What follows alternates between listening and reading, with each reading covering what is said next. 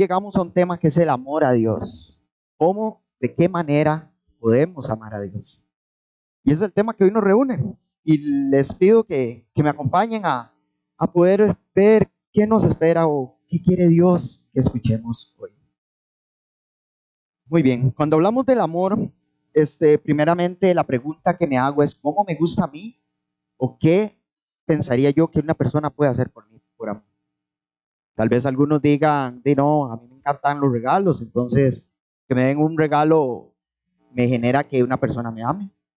Otro podría decir que me dediquen tiempo. La verdad es que me encanta hablar y dedicar tiempo. Y cuando alguien dedica tiempo a mí, eso me encanta y me siento súper amado cuando esto sucede. Pero esta pregunta es vital. Es vital cómo nos hacemos sentir o cómo nos sentimos cuando hablamos del amor. Pero hoy vamos a darle vuelta a la pregunta. ¿Cómo creemos que Dios se siente amado? ¿Y de qué manera? ¿Por qué podemos hacer? ¿Por qué nos podemos tomar el atrevimiento de decir voy a amar a Dios cuando estamos delante de un Dios santo, que fue el que creó todas las cosas, que es soberano, que es omnisciente? Y bueno, hoy la Biblia nos habla de varias cosas. Primeramente, la pregunta, ¿cómo le demuestro a Dios que le amo? Y vamos a tocar 3 puntos sobre el amor a Dios, que son vitales. El primero de ellos va a ser, amo a Dios en respuesta a su amor por mí. Y tal vez muchos de nosotros digamos, pero ¿cómo? ¿Cómo esto sucede? Y les acompaño que me ayuden a leer 1 de Juan 4, del 9 al 10, donde dice, así manifestó Dios su amor entre nosotros, en que envió a su Hijo unigénito al mundo para que vivamos por medio de Él. Si usted toma notas, subraya, le recomiendo que subraye eso, por medio de Él.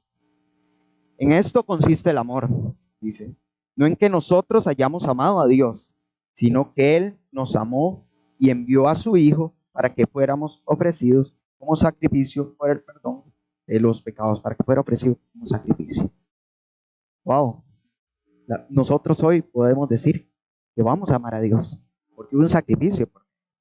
Cuando leo esta historia, no hago más que recordar en Deuteronomios, en el Antiguo Testamento, cuando la Biblia nos habla sobre Moisés y sobre el pueblo de Israel, y nos dice que la manera en la que ellos podían entrar a la presencia de Dios, podían tener ese contacto, que sea muy poco, con Dios, era haciendo sacrificios. Había una cosa que se llamaba el tabernáculo, que era un lugar que Dios le había dicho a Moisés, tenés que hacer este templo, tiene que tener estas características, pero va a haber una zona donde solo el sacerdote puede entrar, que era una persona que se conectaba directamente con Dios, no todo el mundo podía entrar. Posiblemente si éramos el pueblo de Israel, había una persona escogida por Dios que podía hacer eso. No podíamos hacerlo todo, ¿verdad? Y esa persona venía y nos decía, bueno, el Señor me dijo esto. Y de esa manera se comunicaban con Dios. Y el que no fuera sacerdote y entraba, caía muerto ahí mismo. ¿Por qué? Porque la santidad de Dios es tan, que no había un sacrificio que pudiera acercar eso. Cuando leemos los evangelios y vemos a Jesucristo, vemos a Jesús cuando desciende, podemos ver un Dios totalmente relacional. Y es parte de lo que quisiera tocar en este momento. Yo no sé usted en qué condición viene hoy aquí, o no sé ustedes en casa en qué condición hicieron este live. Pero yo lo que te quiero decir es que estamos delante de un Dios relacional, de un Dios completamente relacional, que no se limita a haber dado mandatos o decretos, sino que aparte de eso quiere una relación. Lo podemos ver desde el Antiguo Testamento, como ellos, voy a entrar solo una persona, y a lo largo de la historia viene el sacrificio de Jesucristo, y por medio de la cruz del Calvario, dice la Escritura que el velo se rasgó, y ese velo era lo que dividía el lugar santísimo de donde estaba la presencia de Dios, donde una persona podía entrar, a donde estaban el resto. Y el velo se rasga y quedamos en relación con Dios. Un sacrificio, dice Hebreos, un único sacrificio. Y yo quiero que por medio de esto entendamos que nosotros amamos a Dios. Y hoy vamos a tocar varios puntos de eso. Porque primeramente, Él nos amó primero. Primeramente, decidió abandonar, como dice Filipenses, su trono, descender. Y no solamente descender, porque Él pudo haber descendido y inmediatamente morir en la cruz y subir otra vez sin relacionarse con nadie, si hubiera sido su plan.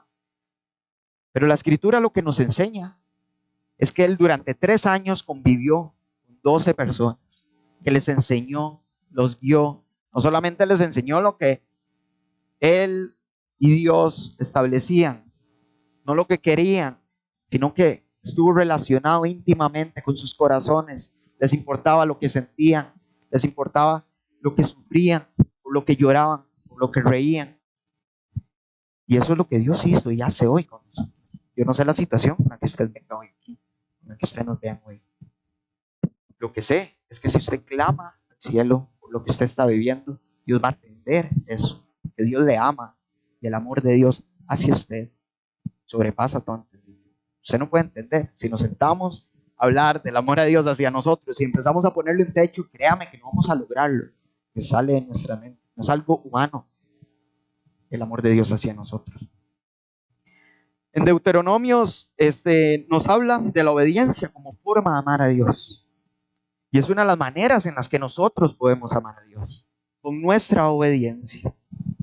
Muchas veces vemos la escritura o la Biblia y decimos, no, es que son muchas reglas lo que Dios dio aquí y allá. Pero Dios explica aquí la manera en la que nosotros podemos amarle a Él. Y acompáñenme a leer Deuteronomios 30:20, donde en el contexto está Moisés diciéndole al pueblo de Israel qué es lo que Dios le dijo y qué es lo que ellos debían de hacer.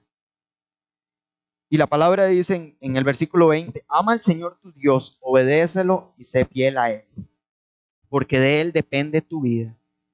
Por Él vivirás mucho tiempo en el territorio que juró dar a tus antepasados, Abraham, Isaac y Jacob. Menciona 3 personajes muy importantes y yo creo que en este momento deberíamos de recordarlos. Recordemos que Abraham salió de Ur de los Caldeos, salió de una región donde él estaba en una zona de confort. Y Dios le dice, abandona ese y ve hacia donde yo te voy a decir. Y le da una promesa y lo conocemos como el padre de la fe, porque fue lo único que movió a Abraham en ese momento. Él no sabía nada, aunque usted esté ahí sentado, Dios venga y le hable, bueno, Valeria, Daniel, Isaac, le tengo algo para usted, esto y esto. Y no, usted tiene que levantarse de esa silla. Sí. Creo que en nuestra humanidad la incertidumbre sería muchísimo. Pero por medio de la fe, dice la Biblia, Abraham lo hizo. Isaac se enamoró de Rebeca. Y dice que él oraba, que Rebeca no quedaba embarazada a su esposa. Y él oraba y oraba y oraba. Y dice que Dios le escuchó y quedó embarazada. Y cuando vamos a Jacob, vemos un personaje que Dios transformó su vida. Desde el inicio de su vida, él engaña y engaña. Engaña a su hermano y empieza a engañar. Pero llega un momento donde tiene ese contacto con Dios. Y Dios le dice, ahora ya no serás Jacob, ahora serás Israel. Hay una transformación completa. Y el versículo de Deuteronomio lo que nos dice es que le juró a tus antepasados Abraham, Isaac y Jacob. Hay una promesa explícita de Dios en este texto. Hay algo que Dios ha prometido, pero Dios lo que quiere es que lo obedezcamos y le seamos fieles. Y esto es todo un reto. Tenemos un Dios fiel que parte de sus características es que Él siempre va a ser fiel. En el momento que usted le busque, sea lo que sea que usted esté pasando, Dios va a ser fiel con usted. Pero nosotros muchas veces somos tan fieles. No le obedecemos tanto, sabemos lo que la Biblia dice. Pero nos cuesta mucho interiorizar esto, nos cuesta mucho obedecer. Y ahora acompáñenme a leer Éxodo 26. En Éxodo 26 dice, por el contrario, cuando me aman y cumplen mis mandamientos, les muestro mi amor por 1000 generaciones. Dios aquí no está diciendo, les puedo mostrar mi amor. No está diciendo, tal vez les muestre mi amor. Lo que está diciendo es que cuando me aman y cumplen mis mandamientos, usted ama a Dios primero, luego cumple sus mandamientos. Segundo, dice, les muestro mi amor por 1000 generaciones. Hay algo que usted y yo debemos de hacer. Y Dios es fiel, como lo decía en el versículo anterior. Y Dios va a responder. Pero usted tiene que amarle desde sus entrañas y tiene que obedecerle y cumplir lo que Él manda. En 1 Juan 5, del 1 al 5, nos dice lo siguiente, dice, todo el que cree que Jesús es el Cristo ha nacido de Dios. Y todo el que ama al Padre ama también a sus hijos. Así cuando amamos a Dios y cumplimos sus mandamientos, sabemos que amamos a los hijos de Dios. En esto consiste el amor a Dios. Y eso lo podríamos subrayar. Y nos dice, en que obedezcamos sus mandamientos y estos no son difíciles de cumplir, porque todo el que ha nacido de Dios vence al mundo. Hoy cuando hablamos del amor, escuchamos muchas voces, escuchamos muchas cosas que se dicen. Pero en este versículo Dios dice, en esto consiste. Obedezcan mis mandamientos. Y estos no son difíciles de cumplir, porque el que ha nacido de Dios vence. Dios ya habló. Y la carta de Primera de Juan, cuando nos habla del amor, nos dice qué es él. Dice cómo debe partir una definición a partir de él. Y cuando hemos nacido de nuevo y somos hijos de Dios, nos dice este versículo, la definición de amor es esta. No hay nada más que debamos de argumentar o de pensar. Dios ya habló. Y bajo la obediencia Él se va a mostrar a nuestras vidas. Luego el versículo 5 dice, ¿quién es el que vence al mundo? Sino el que cree en Jesús es el Hijo de Dios. Aquí vemos nuevamente la fe, así como Abraham tuvo la fe, les compartí ahora, para salir de ese pueblo de Ur de los Caldeos. Así nosotros debemos tener la fe de que por medio de que somos hijos de Dios, por medio de que Él le ama, usted va a poder pensar en muchas cosas. Yo no sé con lo que lucha usted hoy en día. Tal vez no le conozco, inclusive puede que sea la primera vez que le vea. Puede que nunca haya hablado con usted, pero Dios sí sabe con usted. Y usted para venir a la iglesia, usted para venir delante de Dios, usted no necesita tener ningún estándar. Pero quiero decirle también que Dios le ama tanto que Dios se niega a dejarlo en la condición que usted está. Dios se niega a dejarlo en la condición que usted está y lo va a perfeccionar. Y eso se lo aseguro. El tercer punto que quisiera tocar es dedíquele tiempo. Y la pregunta que quisiera plantear aquí es ¿cuánto tiempo dedicamos a Dios? Muchas veces decimos, Dios, pero yo quiero que me hables, quiero que me respondas esto. Quiero que ya se acabe esto en mi vida, estoy viviendo esta temporada y ha sido sumamente duro y la verdad es que no entiendo por qué. Pero la pregunta que debemos de hacernos y es a lo que quiero que lleguemos hoy es ¿cuánto tiempo dedicamos a Dios? Porque esto es una relación. Si usted quiere conocer a una persona, usted tiene que dedicar tiempo a sentarse a hablar con él, a ir a algún lugar, a comer, a escucharlo, que le gusta, que no le gusta, que le molesta. E igual a otra persona. Es la única manera en la que usted pueda conocer. Porque usted me podría contar hoy aquí algunas cosas que a usted le gustan y disgustan. Hay montones de cosas que yo no voy a conocer de usted. Así es con Dios.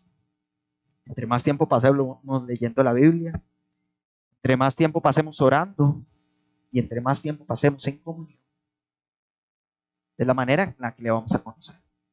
Cuando voy al libro de los Hechos, vemos la primera iglesia, ¿verdad? Jesús acaba de ser crucificado, asciende al cielo y empiezan a darle mandatos a la iglesia, ¿verdad? Y dicen, vaya y hagan discípulos, y ellos van. Y nos cuenta el libro de los Hechos, en los primeros 2 capítulos, que lo que más ellos hacían era la oración y la comunión. Ellos compartían tiempo como iglesia, como cuerpo. Compartían tiempo unos con otros. Estoy seguro que no solamente se paraba alguien a exponer lo que decía la Biblia. Estoy seguro que se interesaban por cómo estaban. Se interesaban por lo que sufrían, por lo que lloraban. Y de esa misma manera, nosotros debemos estar atentos a lo que otra persona sufre, a lo que otra persona le interesa, a lo que necesita. A veces necesitamos ser escuchados.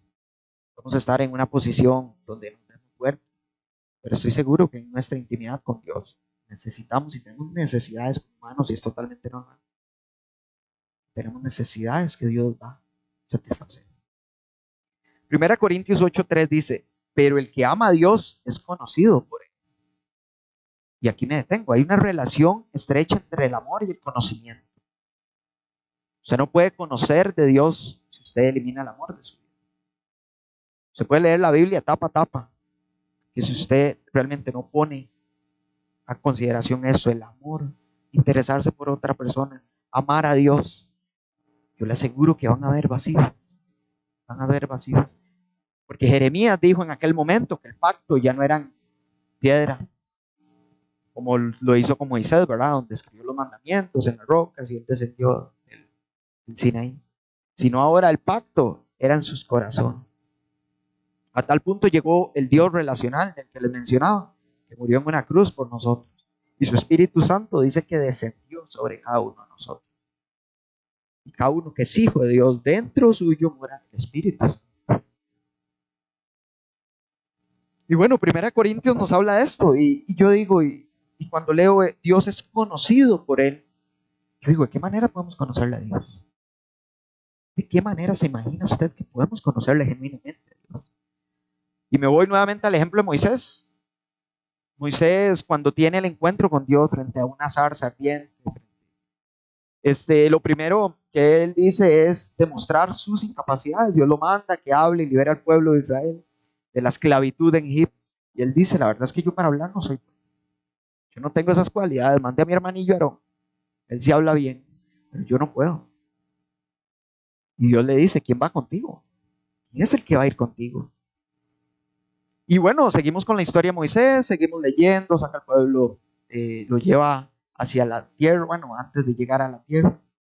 Y dice la escritura que cada vez que Moisés se reunía con Dios, su rostro brillaba. Y me voy hasta Deuteronomios 34, donde dice, y no hubo un profeta como Moisés, nunca más en la faz de la tierra. Y cuando vamos al Sinaí, donde está Moisés delante de Dios, lo que podemos ver en la historia es que dice que Dios se le dio a conocer. Nos dicen eso. Él conoció a Dios. Y cuando vemos todo esto, vemos que Moisés dedicó tiempo. Se metía a la tienda esta, al tabernáculo que llama el Antiguo Testamento. Y pasaba tiempo con él. Dice que se quedaba la gente afuera esperando a que saliera Moisés y cuando salía el rostro le brillaba. Me imagino las conversaciones que pudo haber tenido Moisés delante de Dios. Pero ¿cuánto tiempo pasamos nosotros en intimidad con Dios? ¿Cuánto tiempo dedicamos a escucharlo? Muchas veces oramos y le pedimos y le pedimos. Pero mi pregunta es, ¿cuánto tiempo escuchamos lo que Dios tiene que decir?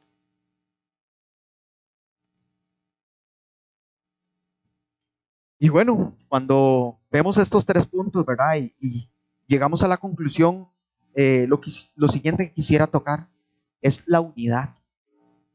Si algo tuvo Moisés con Dios, unidad. Dios desde su posición santa y Moisés desde la posición como nosotros, ¿verdad? Un ser humano como nosotros, pero escuchó la voz de Dios, aprendió a escucharlo y aprendió a tener comunión. Y ahora quisiera leer Juan 17. Juan 17 nos narra lo que Jesús ora antes de ser crucificado. Y el versículo 22 y 23 nos dice cosas sumamente interesantes donde relaciona el amor con la unidad. Y dice lo siguiente: yo les he dado la gloria que me diste, para que sean uno, así como nosotros somos uno. Está hablando Jesús. Yo en ellos y tú en mí. Permite que alcance la perfección en la unidad. Habla de una perfección que Él quiere que alcance. Y así el mundo reconozca que tú me enviaste. Hay un propósito divino de un Dios soberano que desde el Génesis hasta Apocalipsis establece un plan de redención. Que los has amado a ellos tal como me has amado a mí, dice Jesús. Y vemos el amor nuevamente de Dios. Yo quisiera ir terminando centrado en estos últimos versículos. Yo les he dado la gloria, dice, la unidad, la perfección en unidad. ¿Cuánta unidad tiene usted con Dios? Antes de tomar una decisión en su vida, ¿cuántas veces usted le consulta? Antes de empezar algún proyecto en su vida, cuando usted estando en el colegio dice, ir a estudiar cuando está en la universidad. ¿O qué me gustaría hacer? O, hey, no sé, me gusta esta chiquilla, voy a conocerlo más. ¿Cuántas veces le consultamos a Dios por este tipo? Y lo que Jesús en su oración nos dice es que lleguemos a la perfección de unidad, así como el Padre y el Hijo la tienen, nosotros la podemos tener con Dios. Dios es sumamente relacional y Él quiere acercarse a nosotros. Muchas veces somos nosotros los que ponemos pared y no tenemos esa relación tan estrecha con Dios. Pero yo hoy quiero que la invitación sea esa, que hemos visto que Dios nos ama y por eso le podemos amar. Hemos visto que nosotros debemos de obedecerlo, porque es la manera en la que Él le agrada. Hemos visto que Él ya habló y dijo cómo le gusta que le amemos. Y que Él es fiel hacia nosotros, que le va a amar a usted. Hemos visto que no hay una condición en la que usted tenga que venir hoy aquí, pero hay una transformación. Ningún personaje bíblico que se topó cara a cara con Jesús, con Dios, no recibió transformación. Vemos a Pablo, donde perseguía a cristianos, tiene un contacto directo con Jesús y escribe un montón de cartas que están en el Nuevo Testamento. Vemos a Pedro, donde él era grotesco, y vamos a las cartas de Pedro y podemos ver que hubo un cambio radical. Igual vemos a Juan y a Jacobo, ¿verdad? Que tienen un carácter fuertísimo. Y hay un cambio radical en ellos. ¿Qué estamos esperando para que tener esta unidad con Dios y para que cambie y transforme nuestra vida? Y ahora quisiera que me acompañen a orar. Vamos a orar por esto. Vamos a orar por la unidad con Dios para que Dios nos permita poder estar en unidad. Padre Celestial, te damos gracias primeramente porque nos permites estar delante tuyo. Gracias porque hace miles de años había que hacer sacrificios para estar en tu presencia. Pero hoy tenemos un espíritu que mora dentro de nosotros. Y tenemos en el cuarto, acá, en nuestras casas, en nuestros colegios, acceso a tu presencia. Te pido que nos enseñes a amarte, Señor, que nos enseñes a obedecer tus mandamientos, lo que te agrada. Y te pido, Padre, que logremos la unidad contigo, que logremos estar unidos a ti, Señor. Que antes de cualquier decisión en nuestras vidas podamos estar unidos a tu presencia, Señor. Gracias por cada uno de las personas que están acá. Gracias por lo que nos miran de la web, Señor. Y te pido que esto no quede aquí, porque si eso queda aquí en papel y lápiz, de nada nos sirve. De nada nos sirve tener conocimiento nada más. Te pido que lo podamos poner por obra, Señor. Lo podamos interiorizar, llevar a la práctica. Porque la fe genuina, Señor, y te pido de todo corazón, Padre, que esto suceda en cada una de nuestras vidas.